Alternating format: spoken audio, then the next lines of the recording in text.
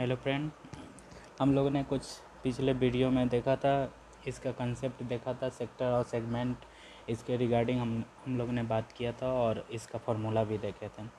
अब चलिए उसमें कुछ क्वेश्चन भी देखे थे और क्वेश्चन देखने के बाद और बताए थे नेक्स्ट बार भी क्वेश्चन सॉल्व किया जाएगा। तो ये चैप्टर थोड़ा लंबा है, इसलिए हम चाह रहे हैं इसका मैक्सिमम क्वेश्चन कर लेना। तो ऐसे क्वेश्चन खूब पूछे जाते हैं, इसलिए इसका क्वेश्चन फिर से हम लोग कर रहे हैं। तो देखिए नेक्स्ट क्वेश्चन है, a horse is tied to a peg at one corner of a square shape grass field of side 15 metre by means of a 5 meter long rope. Find the area of that part of the field in which the horse can be graze. The increasing area मतलब इसका second question है, the increasing area if the roof were 10 metre long instead of 5 metre. देखिए एक horse है, एक क्या है, हमको स्क्वायर टाइप का एक ग्राउंड है, उसके एक कॉर्नर पे वो रस्सी से बंधा हुआ है और बंधा हुआ है। इसमें हमको क्या दिया हुआ है, इसका रस्सी की लंबाई हमको क्या दिया हुआ है, 5 मीटर दिया हुआ है। 5 मीटर ये रस्सी से बंधा हुआ है एक कॉर्नर पे, यहाँ से यहाँ घोड़ा बंधा हुआ है, यहाँ से ये यहाँ तक जाता है और यहाँ तक आ सकता है इसका। तो ये क्या हो गया, सेक्टर हो गया। तो हमको क्या करना है, हमको इसका एरिया फाइंड करना है कि कितना मीटर तक वो घास चर सकता है। अब सेकंड क्वेश्चन में क्या किया है, वो 5 मीटर के जगह पे हमको 10 मीटर लॉन्ग रस्सी कर दिया है। 5 मीटर के जगह पर 10 मीटर लॉन्ग कर दिया है, तो उसका भी एरिया फाइंड करना। तो सिंपल क्वेश्चन है। अब क्या करेंगे हम, क्या देखें, देखिए सबसे पहले हमको एक कॉर्नर पे कह रहा है तो 90 डिग्री इसका थीटा हो जाएगा। थीटा हमको 90 डिग्री हमको फाइंड हो गया। अब हमको क्या कह रहा है, इसका रस्सी की हमको लंबाई दी हुई है, रस्सी की लंबाई यानी रेडियस हमको ऑलरेडी दे चुका है 5 सेंटीमीटर, 5 सेंटीमीटर है। तो हमको 5 सेंटीमीटर में है, तो मीटर में। तो हम इससे क्या करेंगे, इसका area that can be grazed bye horse, मतलब कितना एरिया वो कवर कर सकता है, चढ़ सकता है, उसी का एरिया हम फाइंड कर लिए। तो हम जानते हैं एरिया ऑफ सेक्टर का एरिया क्या होता है, थीटा बटा 360 पाई आर स्क्वायर। तो इस पे हम क्या किया, थीटा का वैल्यू हमको फाइंड है और आर भी दिया हुआ है क्वेश्चन में, इससे हम क्या किए, इसका एरिया फाइंड कर लिए। अब हम क्या किए, नेक्स्ट स्टेप में क्या किया, area that can be grazed by the when length of रूप इज़ 10 मीटर लॉन्ग। अब क्या कर दिए, हमको 5 मीटर के जगह पर हमको 10 मीटर लॉन्ग रूप हो गया। तो अब उसका एरिया कितना होगा, तो उसका एरिया सेम है। इसका फार्मूला क्या होता है, ये तो थीटा बटा 360 पाई आर स्क्वायर। तो क्या किए, थीटा का वैल्यू 90 रख दिए, 3.14 रख दिए, आर का जो वैल्यू है 5 के जगह पर 10 रख दिए, उसका एरिया हमको इतना आ गया। अब क्या कह रहा है, कितना दूरी तक ये घास चर सकता है। तो क्या किए, जो इसका एरिया आया इसका एरिया आया, इसके एरिया में से इसको माइनस कर दिए, तो हमको क्या हो गया, इंक्रीजिंग एरिया फाइंड हो गया। चलिए अब नेक्स्ट क्वेश्चन देखते हैं। नेक्स्ट क्वेश्चन हमको दिया हुआ है, an umbrella has 8 ribs which are equally spaced. Assuming umbrella to be a flat circle of radius 45 centimeter, find the area between two consecutive ribs of the umbrella.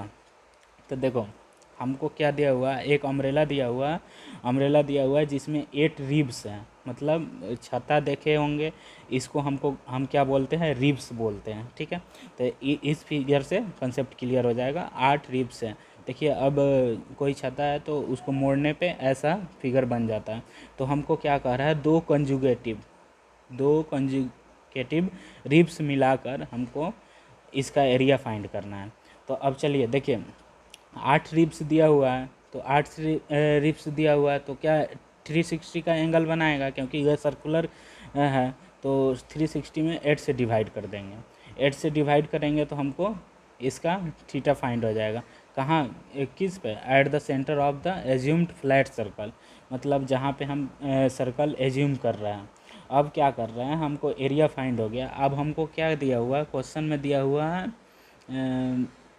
45 centimetre, 45 centimetre, यानी इसका इसका हमको length क्या देगा, 45 centimetre. तो ये क्या हो गया, रेडियस हो गया।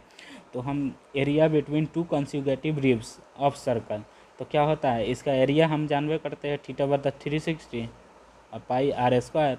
तो इसका 45 हो गया, इसका थीटा एंगल दिया हुआ है, और आर हमको क्या हो गया, 45 दिया हुआ है, क्वेश्चन में ही दिया हुआ है। अब इससे वैल्यू पुट किए और जो आया ये आंसर हो गया। चलिए नेक्स्ट क्वेश्चन देखते हैं।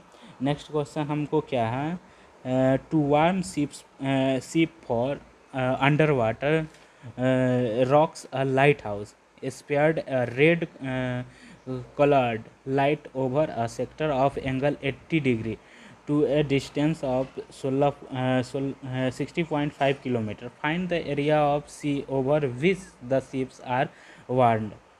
देखिए, एक हमको क्या दिया हुआ, एक शिप है, उसमें मतलब उसमें खतरा आने की एक चट्टान है जो आने की चेतावनी देती है।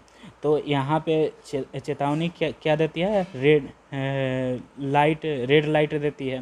तो रेड लाइट देती है, तो यहाँ से देखो कोई भी लाइट आएगा तो यहाँ से फोकस मारेंगे तो वो एक सेक्टर में डिवाइड हो जाएगा। डिवाइड होने के बाद वो क्या 80 डिग्री का एंगल बना रहा है, 80 डिग्री का एंगल बना रहा है। इसका कहाँ कितना दूरी तक वो फैलेगा, 60.5 किलोमीटर तक।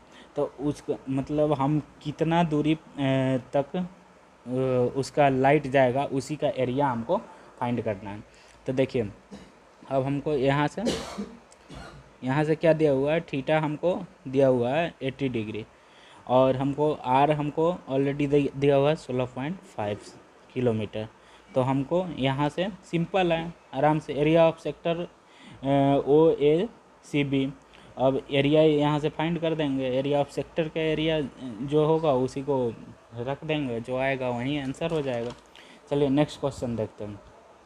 नेक्स्ट क्वेश्चन दिया हुआ है, a round table cover has 6 equal design as shown in figure. देखिए फिगर में देखिए मेरे से कितना गलती फिगर बना है, चलिए कोई बात नहीं।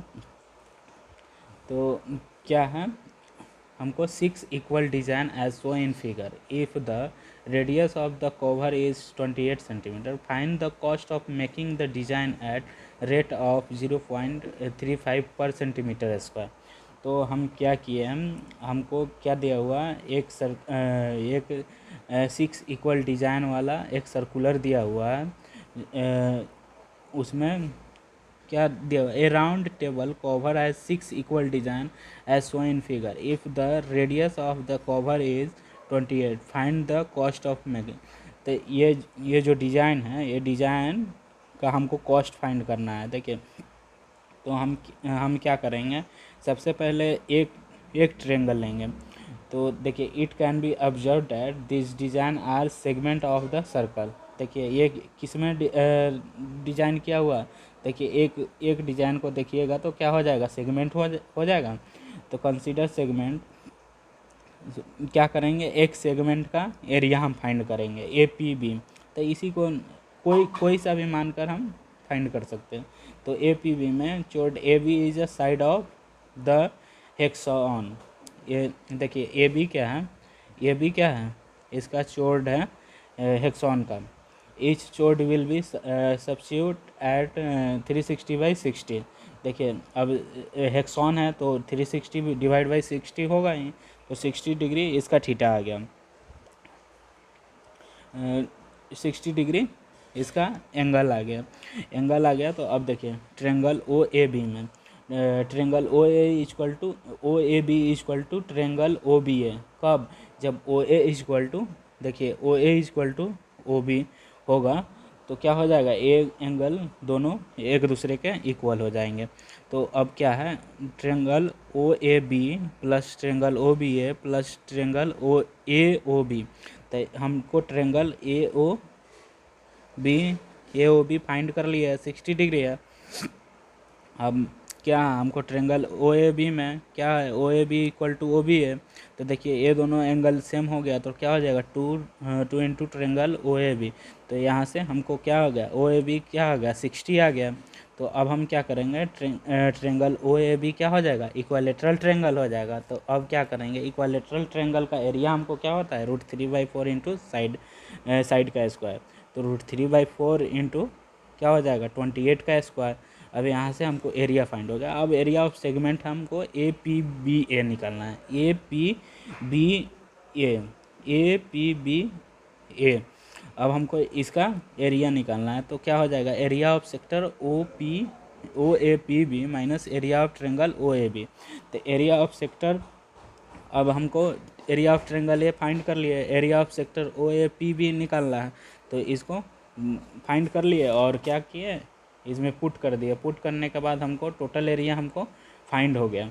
तो इससे हमको क्या हो गया, एक डिज़ाइन का हमको एरिया निकला। उसी तरह हमको सिक्स डिज़ाइन का एरिया निकालना है, तो हमको 6 डिज़ाइन का एरिया फाइंड हो गया। अब क्या करना है, अब देखो 1 सेंटीमीटर स्क्वायर डिज़ाइन करने में 0.35 पैसा लगता है। तो इतना एरिया फाइंड करने में कितना लगेगा, तो ये दोनों मल्टीप्लाई हो जाएगा, इतना इसका आंसर हो जाएगा। चलिए अब नेक्स्ट वीडियो में देखेंगे नेक्स्ट चैप्टर का क्वेश्चन। चलिए, थैंक यू।